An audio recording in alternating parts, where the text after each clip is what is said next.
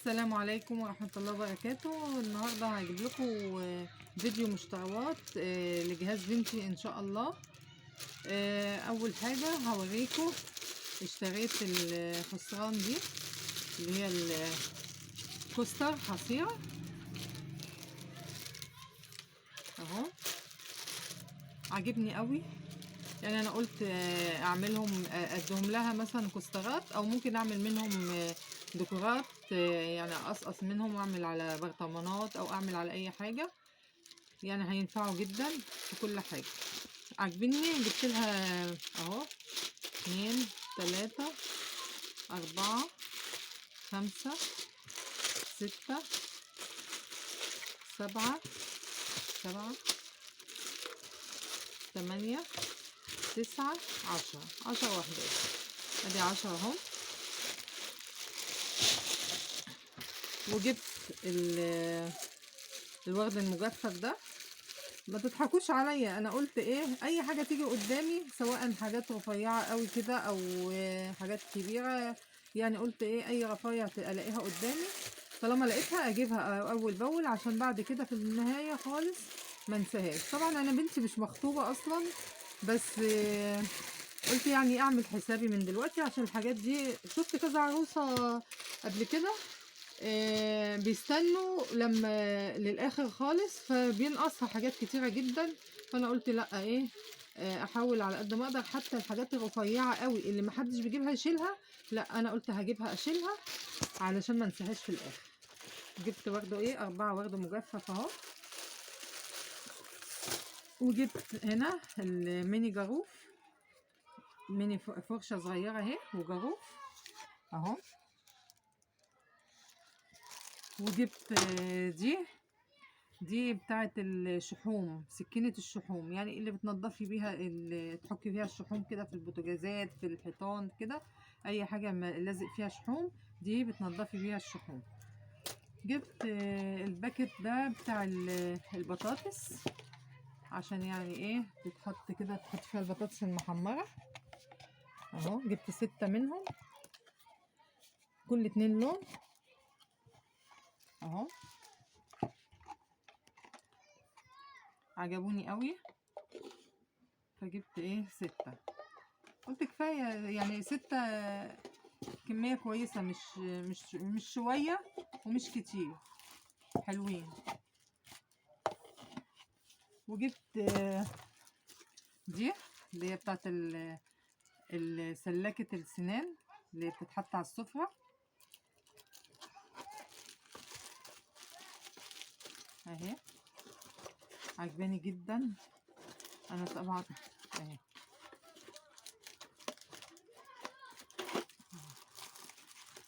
دي بقى بتتعمل ازاي، انا حاطه فيها مش عارفه دي اهي بتتفك كده، معلش انا ايه، بتتشد كده اهي اهي اهي. وده كان جاي في كيس لوحده وانا فضيته جواها كده. ودي بقى بتتقفل اهي، زي الريموت مثلا، زي الحاجه اللي بتبقى حاطه على حجاره. وده بقى ايه، بيبقى على السفره تتك كده، شايفين ده بيتسحب ازاي، بصوا ايه. حلو قوي، عجباني. دي جبتها لها برضه، انا كنت فكاها قبل كده يعني، وانا اللي مفضيه فيها الخله بتاعت السنان. طبعا انا هجيب لها خله سنان بقى لوحدها عشان تبقى هي تفضي بقى بعد كده ان شاء الله. جبت ده الديسبنسر الصابون، الديسبنسر بتاع المطبخ ان شاء الله اهو. ده بيتحط فيه الصابون تحت هنا كده، وده بيتركب عليه كده اهو. ودي الليفه بتتحط كده اهو. دي بقى تتحط كده، دي تتملى ايه صابون تغسلي بيها، ماشي. ادي دي كده الحمد لله. ودي سلاكة حوض جرس على شكل جرس، اللي هي ايه بتعملي كده تسلكي بيها ايه الحوض اهي. ودي صبانة اهي، شايفين اهي صبانة روحين. دي بقى صبانة معاها زي فواطة اهي بتركب فيها، ومعاها ايه 3 هلب بيتركبوا ازاي. ايوه اهي بتتركب من ورا كده اهي اهي، وتمشي ايه في المجرى اهي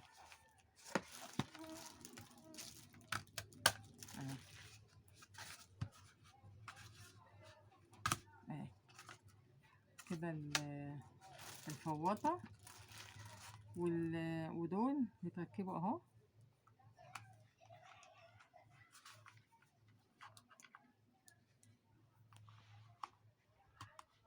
اهي، هلب اهو وهلب تاني اهو.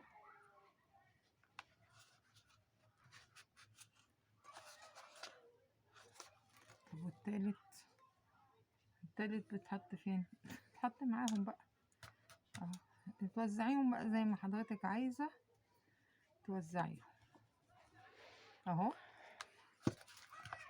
اهو كده. وهي ان شاء الله كده اهي، دي بتتركب فيها من ورا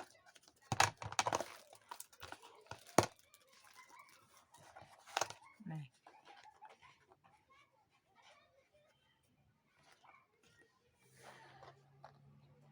مش عارفه ايوه كده معلش استحملوني يا جماعه، حاجات جديده علينا ما نعرفوش الحاجات دي اهي كده. وهي بدبل فيس، هي ده بتشيل طبقه اللزق من عليها وبتلزق في الجدار اهي. ممكن دي تكون انا مركباها غلط، تكون عايزه تتعمل الناحيه التانية ماشي، بس هو يعني هي بتتركب كده ان شاء الله ماشي. عرفناها، هبقى افكها بعدين عشان هتاخد وقت في الفك. دي بقى العلبه بتاعت الرز والمعيار الوطنيه اهي، ومعاها معيار. دي علبه الرز ومعاها المعيار ده اللي تاخدي بيه الرز وتكيلي بيه، وهي بتتفتح كده اهي الوطنية. دي جبت بقى فرشة السلولايت دي حلوة قوي، انا جبت منها 2، اعطيت بنتي واحدة دلوقتي تستخدمها وشلت لها واحدة، بس هي لما استخدمتها بصراحة عجباها جدا جدا جدا، وبتستخدمها بدل الليفة في الحمام، وبتقول لي يا ماما دي ما شاء الله جميلة جدا. حتى هي بتقول لي يا ماما خدي انت اللي انت شايلاها لنفسك عشان هتعجبك قوي. فانا قلت لها لا طبعا انا هبقى اجيب لنفسي بعد كده. وجبت برضو ايه اللفتين دول، دي من ناحية ليفة فرشة، ومن ناحية ايه الليفة اللي هي التل دي. جبت 2 عشان طبعا لما العريس والعروسة وجبت الفرش دي فرش اللي هي بتاعت ايه بتاعت تنظيف السمك، وبتاعت مثلا هما جايين 3 مع بعض، فاحنا هنستخدمهم ازاي مثلا. انت حرة تستخدمي واحدة لتنظيف السمك، واحدة لتنظيف الكوتشيات مثلا، واحدة لتنظيف يعني مثلا تغسلي بيها مثلا بطاطساية، تغسلي بيها يعني اي حاجة عايزة تتغسل تحت الحنفية ممكن ايه تدعكي بالفرشة دي. طب جبت بقى دي كمان اللي هي بتاعت تنظيف الازايز والكاسات، حلوة جدا برضو، بتتخلع بتهيألي وبتتركب تاني، مش فاكرة ايوه بتتخلع مش مشكلة. المهم هي دي بتتنضف الكاسات من على الحرف مثلا كده، بتنضف كده حلو، وبرضه بتخش جوه الحتت اللي مش بصوا دخلت ازاي في القمع.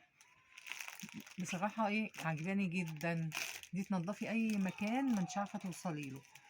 طيب وجبت الإقماع دي، أنا كنت فاكراها إن هي الإقماع اللي هي بتتطبق لما جات لي، وبعدين طلبت 3 على إن هم يبعتوهم لي ألوان، بعتوهم لي نفس اللون. ف برضه بس عاجبني يعني برضه الحمد لله. قلت باخد منهم أنا وأجيب لها ألوان تانية. جبت الكبشة دي اللي هي الكبشة بمصفى، عشان برضه احنا بنحتاجوا الحاجات دي كتير جدا طبعا كلكم عارفين، فجبتها لها. هي طبعا اللون الاخضر ده هي بتحبه قوي، فهو طلع حظها ان في حاجات كتيره قوي بتجيلها بتبقى لونها اخضر. دي فرشه طبعا التواليت اللي هي بناحيتين دي اهي. وانا قلت بقى ايه حاجات النظافه برضه كل شويه اجيب حاجه منهم بحيث ايه ما يتكوموش عليا في الاخر، افضل كده القط لحد ما ربنا يسهل ويخلص كل حاجه. دي هراشه طبعا كلنا بنحتاجها، فقلت اجيبها برضه بالمره لبنتي. كنت جايبه ليا جبت معاها لبنتي كمان. دي طبعا دي بتاعت العسل دي، جبت لها 2.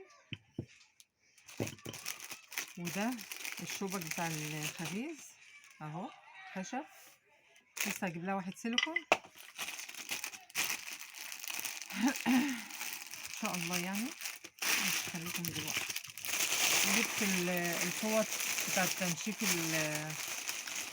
المواعين، فوط التنشيف دي اهي حلوه قوي عجباني. وفي واحده اخدت منهم واتصلت بيا بتشكر جدا فيها وبتقول لي جميله ممتازه ممتازه ممتازه. انا فتحت دي اهي حلوه قوي اهي، ناحيه برضو يعني ممكن تستخدميها على الناحيه دي وممكن تستخدميها على الناحيه دي، جميله جدا وعجباني جدا اهي. طبعا فتحت واحده مش هفتح التانية، جبت لها 2 عشان يعتبر ايه بتغير فيهم مع بعض. جبت الاقماع دي اللي هي بتاعت الكنافه، بس دي اللي هي ايه مش جايه زي القمع، لا دي نفس المستوى مع بعض. فلسه هجيب بقى اللي هي عامله زي القمع عشان يبقى فيه ايه اشكال مختلفه. هما مش غاليين يعني، بس مش فاكره السعر بالظبط كام. جبت دي برضو، دي زي فواطه بتتعلق في الحيطه. استنوا نشوفوها كده، استنى اما نجربها الاول ما تفتحوش على طول.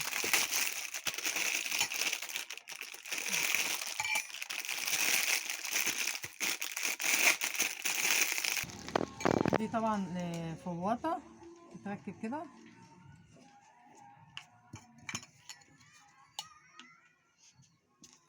ناخدوا بالنا ان تبقى نفس المستوى كده اهي.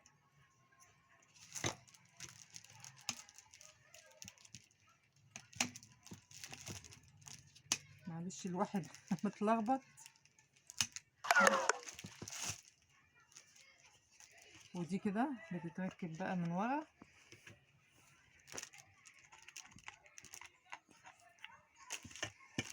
اهي اهي، برضه دبل فيس بتلزق في الحيطه اهي. بتتعمل بقى ايه كده يعني، تتركب على الحيطه بالطريقه دي كده اهي. تبقى كده، تبقى ايه دي علاقات تحت هنا اهي، هوكات كده تحت، ودي ايه فواطه حلوه قوي برضه عجباني. وهنا ستيكر رمضان اهو 6 قطع. طبعا احنا عشان داخلين على رمضان فالحاجات دي ماليه الدنيا، فجبت ستيكر رمضان، جبت واحد بس عشان طبعا اللي بتاع التلاجة. طبعا هنجيبه حاجات كتيره للتلاجة، فقلت ايه مش عايزه اكتر من ده. وده بتاع البانكيك، قوالب للبانكيك برضو لما طلبتهم جه نفس الشكل، قلت مش مشكله اهو. وده الستيكر بتاع التوابل جميع الاسماء. طبعا انتوا هتقولوا ايه هي شايله الحاجات الرفيعه قوي دي ليه؟ قلت دي حاجات من ضمن الحاجات بتتشال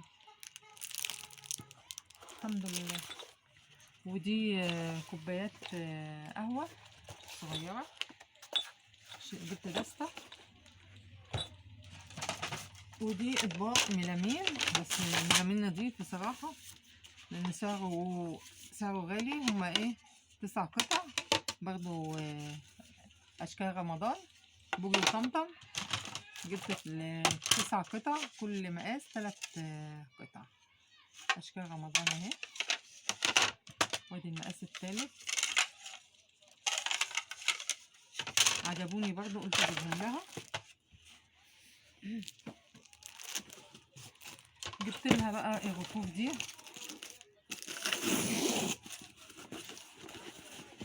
رفوف ديكور.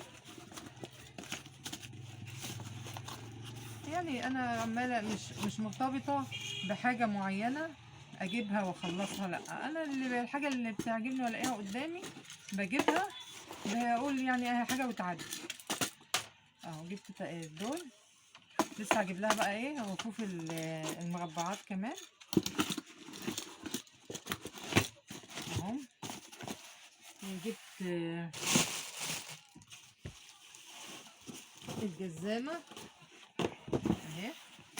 طبعا الجزامه دي انا عامله فيديو بالتركيب بتاعها، هبقى اسيب لكم اللينك في الديسكريبشن، لينك الفيديو ازاي. بس دي 10 دور، اللي انا كنت عاملاها في الفيديو كانت 7 دور عادي. بس هما يعني ايه طريقه التركيب طبعا زي بعضها. ده الكفر بتاعها اهو خارجي، وادي الرفوف، ودي المواسير بتاعتها.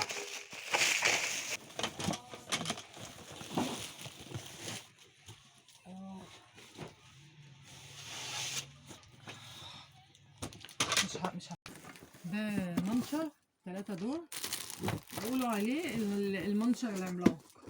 بصراحة أنا جبته لمامتي فظيع فظيع فظيع فوق الوصف. عشان كده جبته لبنتي كمان، جبته لأختي اللي لسه متجوزة قريب، وجبته لماما، وجبته لبنتي، وجبته لبنت سيلفي، والناس كتيرة جدا طلبته. ده فظيع فظيع فظيع. طبعا انا ان شاء الله هعمل لكم فيديو ازاي تركبوه، عشان طبعا في ناس بيقولوا ايه ده المنشر ما بنعرفوش نركبوه ونجيبوه بنرموه والكلام ده. انا فعلا سمعت الكلام ده من كذا حد، فانا هعمل فيديو ان شاء الله بالتركيب عشان اللي ما بيعرفش يركبه يعرف يركبه. والسلام عليكم ورحمة الله وبركاته. وما تنسونيش بالاشتراك في القناة وتفعيل زر الجرس واللايك والشير والسبسكرايب. والسلام عليكم ورحمة الله وبركاته.